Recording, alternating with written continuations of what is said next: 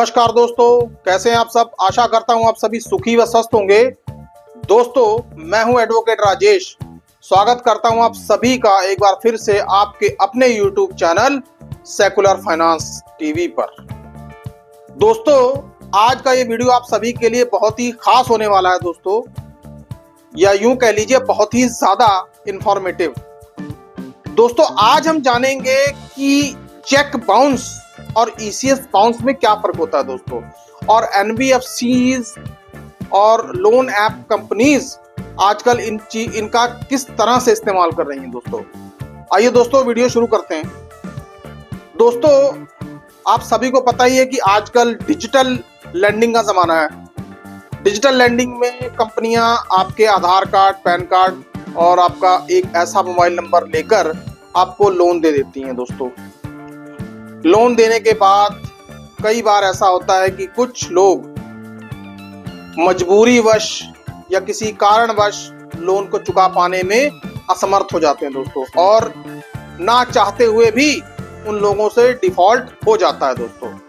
कंपनियां फिर उस पैसे को रिकवर करने के लिए तरह तरह के हथकंडे अपनाती हैं दोस्तों, जैसे टेलीफोन के कॉल करना, लगातार प्रेशर बनाना, रिकवरी एजेंट्स को भेजना, रिकवरी एजेंट्स की धमकी देना, कोर्ट केसेस की धमकी देना, कभी किसी आदमी से ये कह के फोन करवा देना कि भाई हम पुलिस स्टेशन से बोल रहे हैं, आपके खिलाफ एफआईआर हो चुकी है या आपके खिलाफ एफआईआर हो जाएगी, नहीं तो आप पैसा दे दीजिए। या कोई कभी आपके फोन पे ऐसी कॉल आती है कि वो कहेगा जी मैं हाई कोर्ट का वकील बोल रहा हूँ या मैं 30,000 कोर्ट का वकील बोल रहा हूँ दोस्तों। मतलब इस तरह के हथकंडे कंपनियां आपको पैसा वसूलने के लिए डराती हैं दोस्तों। कई बार आपके मेल पर भी कोई ऐसी मेल आती है कि जी हम आपके घर रिकवरी एजेंट्स भेज रहे हैं, लीगल टीम भी आ रही है दोस्तों। मतलब इंसान के ऊपर इतना प्रेशर बना दिया जाता है कि इंसान जो है लगभग डर की पोजीशन में आ ही जाता है दोस्तों। लेकिन दोस्तों, आज हम बात करेंगे कंपनियां और कौन से कानूनी हथकंडे अपनाती हैं दोस्तों, और उनका इलाज क्या है दोस्तों। और साथ ही हम आज ईसीएस बाउंस और चेक बाउंस के बीच का डिफरेंस भी समझेंगे दोस्तों। आइए दोस्तों, पहले बात करते हैं कि ये जो कंपनियां लोन देती हैं और आपसे डिफॉल्ट हो जाता है और आप इससे बचने के लिए क्या करें। दोस्तों, मैंने आपको पहले ही अपनी कुछ वीडियोस में बता दिया है कि आपको निरंतर कॉल्स आएंगी, लगातार कॉल्स आएंगी, आप इनकी कॉल्स को मत उठाइए। एक दो बार बात करके देख लीजिए, अगर मानते हैं तो ठीक है, नहीं तो आप इनकी कॉल उठाने बंद कर दीजिए दोस्तों।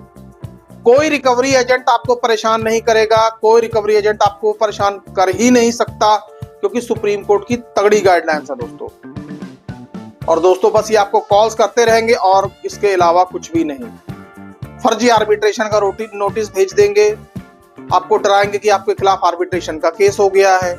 कॉमन मैन तो आर्बिट्रेशन का मतलब ही नहीं समझ पाता कि आर्बिट्रेशन आखिरकार होती क्या है दोस्तों। खैर, आर्बिट्रेशन के ऊपर हम किसी दिन अलग से सेपरेट वीडियो बनाएंगे दोस्तों। तो दोस्तों, मोटा मोटा यही है कि आपको इनको अवॉइड ही करना है और इनकी कॉल्स को उठाना नहीं है दोस्तों। उठाएंगे तो सिरदर्द आपको ही होगा। अब दोस्तों, बात करते हैं ईसीएस बाउंस और चेक बाउंस। दोस्तों, कई बार ऐसा होता है कि कई बार बिग टिकट का लोन कुछ लोग ले लेते हैं, जैसे 3 लाख या 3 लाख से ऊपर का लोन ले लेते हैं और उनसे डिफॉल्ट हो जाता है दोस्तों। कुछ मामलों में ये देखा गया है कि कंपनियां ब्लैंक चेक्स भी ले लेती हैं, जिन्हें हम सिक्योरिटी चेक्स कह देते हैं। और डिजिटल लैंडिंग के मामले में आजकल ये हो रहा है कि कंपनियां आपका आधार कार्ड, पैन कार्ड वगैरह तो लेती ही लेती हैं, जब लोन डिसबर्स करना होता है उनको, आपका डेबिट कार्ड या आपकी ऑनलाइन बैंकिंग जो है उससे जो है आपसे ऑथराइजेशन ली जाती है दोस्तों। और दोस्तों, ताकि नैच मैंडेट जो है वो कंप्लीट कराया जा सके और आपकी ईएमआई ड्यू डेट के ऊपर ऑटोमेटिकली डेबिट हो सके दोस्तों। आइए बात करते हैं कि डिफॉल्ट जब हो जाता है या जब कोई बोरोवर पैसा नहीं दे पाता है तो कंपनियां इन दोनों टूल्स का किस तरीके से इस्तेमाल करती हैं दोस्तों। सबसे पहले बात करते हैं सेक्शन 138 की। दोस्तों, नेगोशिएबल इंस्ट्रूमेंट एक्ट 138, इसको सिंपल भाषा में बोलते हैं कि यदि आपने किसी को चेक दिया तो क्या कर, और आप उसकी पेमेंट नहीं दे पा रहे हैं, तो वो पहले आपके अकाउंट में चेक लगाएगा, और मान लीजिए आपके अकाउंट में फंड्स नहीं हैं, तो पहले तो आपको एक नोटिस भेजा जाएगा, लीगल नोटिस जिसे बोलते हैं, जो एडवोकेट के थ्रू आएगा। 15 से 20 दिन का या 25 दिन का टाइम दे दिया जाएगा। अगेन फिर एक नोटिस आ सकता है, यदि कंपनी चाहे या लेने वाला चाहे।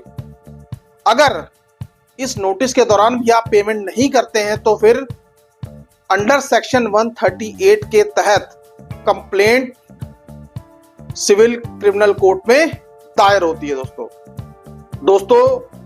उसके बाद सारे एविडेंसेस को देखने के बाद कोर्ट आपको सम्मन करती है दोस्तों। और जब आपको कोर्ट सम्मन करती है, सम्मन पे अपीयर आपको जब होना पड़ता है, तब उस वक्त आपको कोर्ट से बेल करवानी पड़ती है दोस्तों।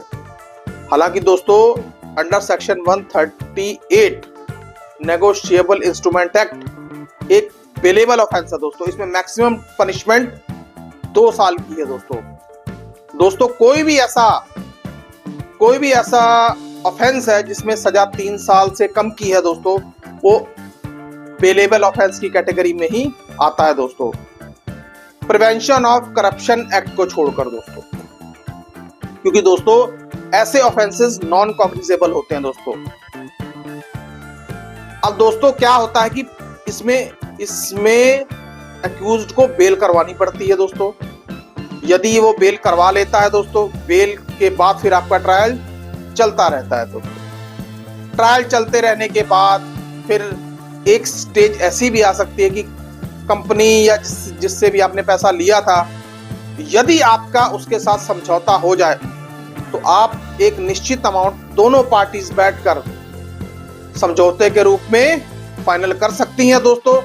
और यदि आप कंपनी का पैसा दे देते हैं दोस्तों, तो बोरोवर जिसने आपको पैसा दिया है या फाइनेंस कंपनी अपना केस वापस ले लेती है दोस्तों। तो दोस्तों ये एक कॉम्प्रोमाइज की शेप में जो केस सेटल होता है दोस्तों, वो मैं आपको बताने की कोशिश कर रहा था। अब दोस्तों यदि आप पैसा नहीं देते हैं तो क्या होता है दोस्तों, यदि आपके अगेंस्ट सारे एविडेंसेस हैं, चेक आपने साइन करके दिया हुआ है दोस्तों, लेकिन ये जरूरी नहीं कि अगर आपने चेक साइन करके दिया हुआ है तो आपको सजा हो ही जाएगी दोस्तों। कई सारी चीजें ऐसी देखी जाती हैं चेक के केस में। चेक के अंदर ही बहुत कुछ ऐसा होता है कि जिसमें कई बार आदमी बरी भी हो जाता है दोस्तों। और दोस्तों वो सारी चीजें मैं आपको अभी इसमें नहीं बताऊंगा, क्योंकि वो एक लीगल कॉम्प्लिकेशंस वाली चीजें दोस्तों, वो शायद आप लोगों के समझ में ना आए दोस्तों। तो मैं आपको मोटा मोटा इतना ही बता देना चाहता हूं कि 138 जो है, वो कंपनियां जब आपसे सिक्योरिटी चेक लेती हैं, तो उस चेक का इस्तेमाल आपके ऊपर क्रिमिनल लिटिगेशन करने में लगा देती हैं दोस्तों। अब दूसरा है ईसीएस बाउंस। पहले मैं बात कर रहा था चेक बाउंस की, अब मैं बात कर रहा हूं ईसीएस बाउंस। अब दोस्तों ईसीएस बाउंस क्या होता है दोस्तों? ईसीएस बाउंस आता है पेमेंट एंड सेटलमेंट एक्ट 2007,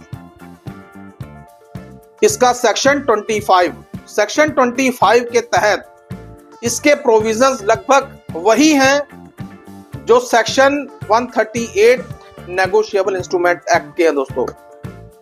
इसमें भी बेल सेम डे ही मिल जाती है दोस्तों। इसमें सारे टर्म्स एंड कंडीशन लगभग वही हैं दोस्तों।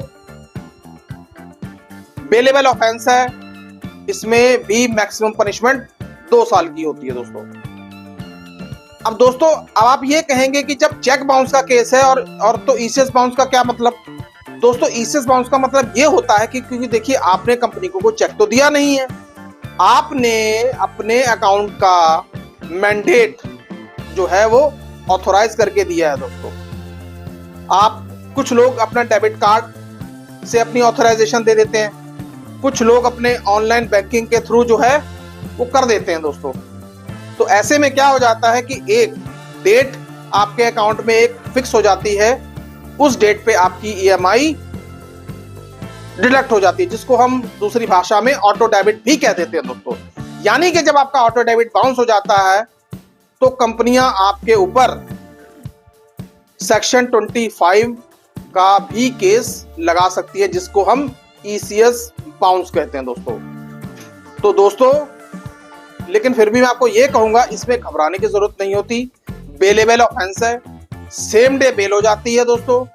यदि आप दोनों में से किसी भी तरह के केस का सामना कर रहे हैं दोस्तों, आप हमसे संपर्क कर सकते हैं दोस्तों। हमारे एडवोकेट्स ऑल ओवर इंडिया में पैनल पर हैं। आप भारत के जिस भी कोने में हैं और जिस भी कोने में आप ऐसी किसी लिटिगेशन का सामना कर रहे हैं दोस्तों, आप हमसे संपर्क करिए, हम आपकी बेल करवा कर देंगे। और दोस्तों यदि आप ट्रायल भी आगे चलवाना चाहते हैं, हम वो भी करवा कर देंगे।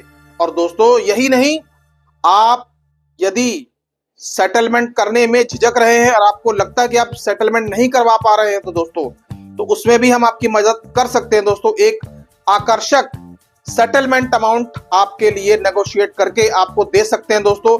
बाकी का फैसला आपने ही करना है दोस्तों, कि आप कंपनी का पैसा उस अमाउंट पे देंगे कि नहीं देंगे, क्योंकि फैसला सारा का सारा आपका ही होगा दोस्तों। आपकी स्क्रीन पर ये एक नंबर डिस्प्ले हो रहा है दोस्तों, आप चाहें तो हमें इस पे व्हाट्सएप कर सकते हैं दोस्तों। हमने अपने व्हाट्सएप का चार्ज बहुत ही कम रखा है, 99 रुपीज दोस्तों।